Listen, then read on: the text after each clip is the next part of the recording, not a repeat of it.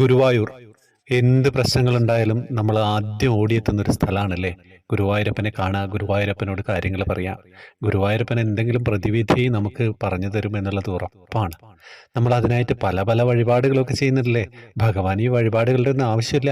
എങ്കിലും അതൊരു എന്താണ് നമ്മൾ കാലാകാലങ്ങളായിട്ട് അർപ്പിച്ചു വരുന്നൊരു ചിട്ടയാണല്ലേ. അപ്പം എന്നോട് എല്ലാവരും ചോദിച്ചിട്ടുണ്ട് 21 അടി പ്രദക്ഷിണത്തെക്കുറിച്ചിട്ട്. 21 അടി പ്രദക്ഷിണം പലരും വെക്കാറുണ്ട്, അടിപ്രദക്ഷിണം വെക്കുന്നവരുണ്ട്, പിന്നെ 21 തവണ പ്രദക്ഷിണം, 21 അടിയായിട്ടല്ല 21 തവണ പ്രദക്ഷിണം വെക്കുകയാണ് ചെയ്യുക. അത് ഏകദേശം 1 മണിക്കൂറോളം സമയമെടുക്കും. തിരക്കുള്ള സമയത്ത് നിങ്ങൾ തിരുമുമ്പിലെത്തുമ്പോൾ ഒക്കെ അവിടെ ബ്ലോക്കിലൊക്കെ പെട്ട് നിന്ന് പോകും കുറച്ച് സമയമൊക്കെ. അപ്പോൾ അതിനൊക്കെ ഒരു ഡെഡിക്കേഷനോടൊക്കെ മാത്രമേ ചെയ്യാൻ പറ്റുള്ളൂ. 21 അടി പ്രദക്ഷിണം ചെയ്തവർ ഇവിടെ പറയാം കേട്ടോ, ഒരുപാട് ഫലസിദ്ധിയാണ്. നമ്മൾ പ്രാർത്ഥിച്ച് നമ്മൾ ആ നടക്കുന്ന സമയം മുഴുവൻ പ്രാർത്ഥനയിൽ മുഴുകിയിരിക്കും.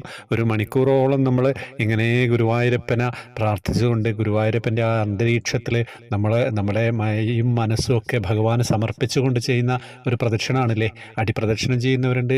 21 അടി പ്രദക്ഷിണം ചെയ്യാൻ പറ്റിക്കഴിഞ്ഞാൽ പലരും പകുതി വെച്ചൊക്കെ നിർത്തേണ്ട അവസ്ഥയൊക്കെ വരുന്നുണ്ട്. പക്ഷേ അതൊന്നും പ്രശ്നമല്ല കേട്ടോ. അങ്ങനെയൊക്കെ വിചാരിച്ച് സങ്കടപ്പെട്ടാരും പിന്മാറൊന്നും വേണ്ട. സങ്കടപ്പെട്ട് പിന്മാറേണ്ടി വന്നാലും നമ്മൾ ഭഗവാനെ പ്രദക്ഷിണം ചെയ്ത് ഭഗവാനിലേക്ക് നമ്മൾ സമർപ്പിക്കുകയാണ് ചെയ്യുന്നതല്ലേ. അപ്പം നമ്മുടെ ഓരോരുത്തരും കമൻറ്റിലൊക്കെ നമ്മളോട് ചോദിക്കുന്നുണ്ട് എന്താണ് ഗുരുവായൂരപ്പൻ്റെ അവിടെ നമുക്ക് ഏറ്റവും ചെയ്യേണ്ട വഴിപാട് എന്താണെന്ന്. ഒരുപാട് വഴിപാടുകളുണ്ട്. നിങ്ങൾക്ക് അടിപ്രദക്ഷിണം ചെയ്യുക, 21 അടി പ്രദക്ഷിണം ചെയ്യാൻ പറ്റിയാൽ അത്രയും മനസ്സിന് നമുക്കൊരു തൃപ്തിയാണ്, ഒരു സന്തോഷവും വരും.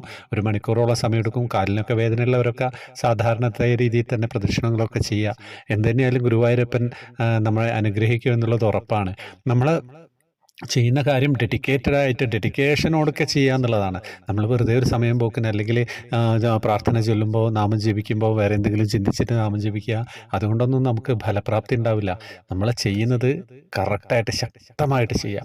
അപ്പം ഭഗവാന് നമ്മളെ ഒരിക്കലും കാണാതിരിക്കാൻ സാധിക്കില്ല എന്നുള്ളതാണ്. അപ്പോൾ ആ 21 അടി പ്രദക്ഷിണത്തെക്കുറിച്ച് 2 വാക്ക് പറയണമെന്ന് തോന്നി ഈ സന്ധ്യയ്ക്ക്. നിങ്ങൾ എല്ലാവരിലേക്കും എത്തിക്കുക. വാട്സപ്പ് ഗ്രൂപ്പിലേക്ക് വരാൻ ജോയിൻ ബട്ടണിലൂടെ വരിക. കൃഷ്ണ വിഗ്രഹം വേണ്ടവർക്ക് വാങ്ങാം. ഹരേ കൃഷ്ണ.